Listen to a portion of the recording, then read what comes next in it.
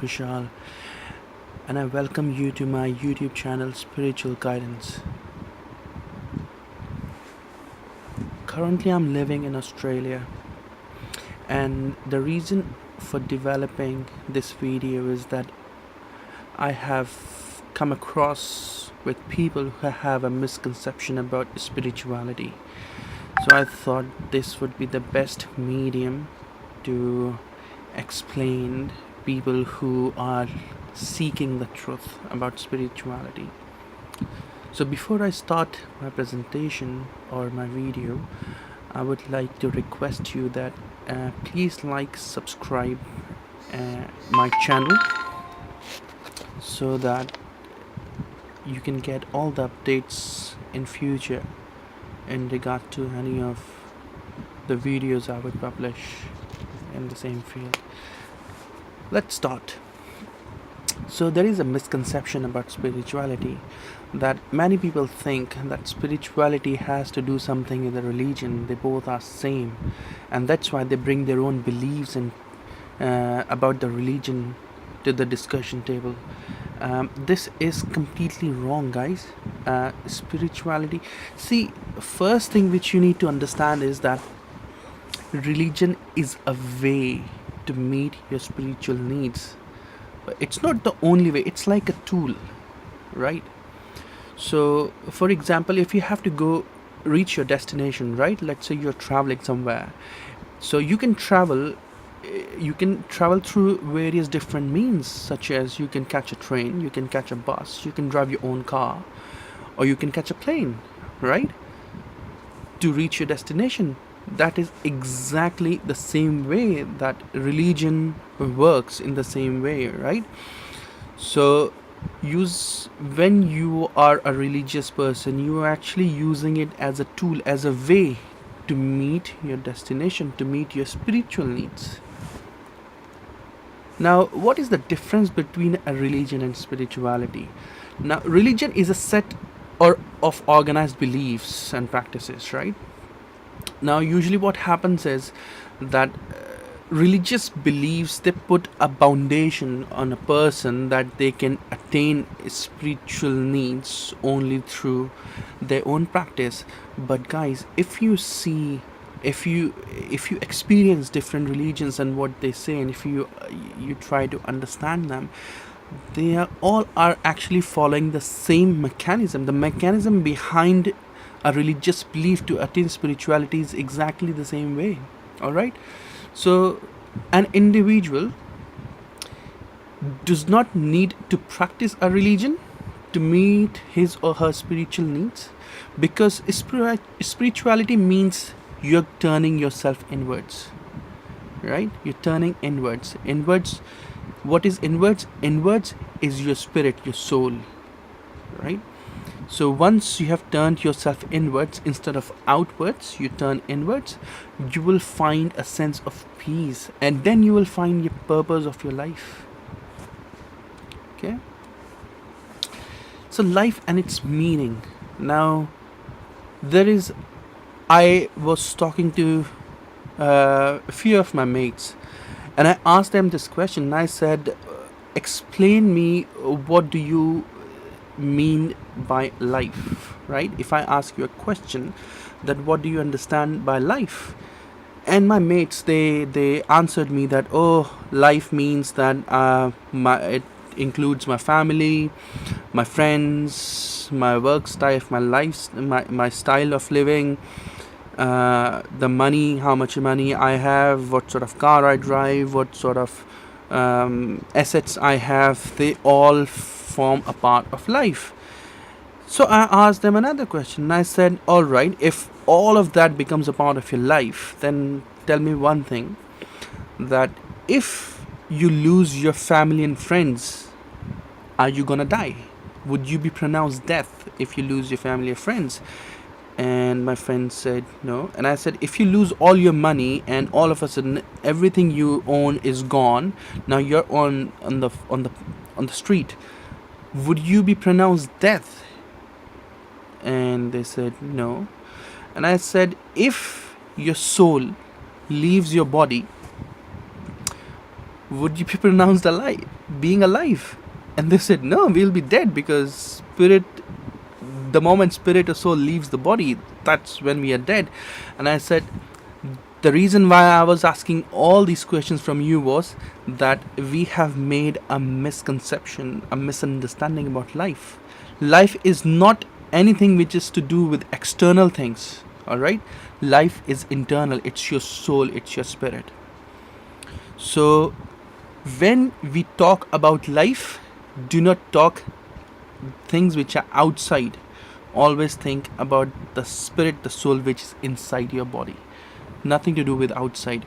The moment you will realize that this is the truth, you will find a sense of relief, a sense of peace. See, anyone who comes on this planet Earth, on Mother Earth, right?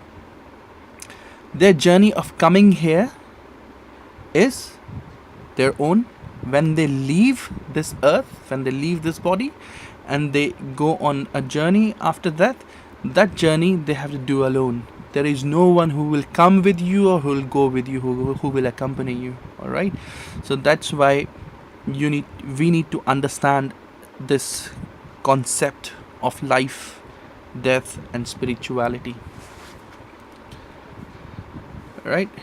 Now, life and death. Now, I asked few of my mates, and I said, what do you understand by life and what do you understand by death? When do you think you're gonna die? And they said, oh, it's an average, 70 to 80 years is the average. Between 60 to 80 years, it's an average age for people. And I said, that's so wrong. And that is the reason why a lot of people do a lot of things which they won't do if they know that they're gonna die every next moment, right? So I said, what do you do when you are born? So when a baby is born, when the baby first comes out from the womb of from mother's womb, what does the baby do? Very first thing, it breathes the air in. That's what we do. We breathe in, and when we die, what do? We breathe out. So every time we breathe in is the time when we are living. Every time we breathe out, that's the time we are dying. So in saying that, we can say that we are living and dying at the same moment. Life and death is a part of life. It's exactly like two faces of a coin. One face of a coin is life, another face of coin is death, right? So anything can happen. Every time you're breathing, you're living. Once you breathe out, you are dying. If you fail to breathe in again, you're dead. Alright? Another thing is that we need to understand this, that when a baby is born, is it certain that the baby will become a doctor or an engineer, or baby will have 2 kids, 3 kids, or baby will do this, or baby will do that? Is it certain? It's not certain. But there is one thing which is certain, that is death. So that's why we need to remember that he gonna die. So if we gonna die, how do we ensure that when we die, we don't die in pain, we don't die in vain? So what can we do to make sure that when we die in peace? We are not exposed to any of those feelings or thoughts the time when we are leaving our body, that I didn't did enough, or I don't know where I'm going. So you should know where you're going, and you should know how to continue the journey after death, because death is not a full stop, it's a beginning. So key to satisfaction and happiness. Now a lot of people say that the key to happiness is money, but that is totally wrong. If key to satisfaction and happiness was money, then the people who are earning money, they should be the most satisfied people on this planet, but their life is worse than the people who don't earn that kind of money. Alright?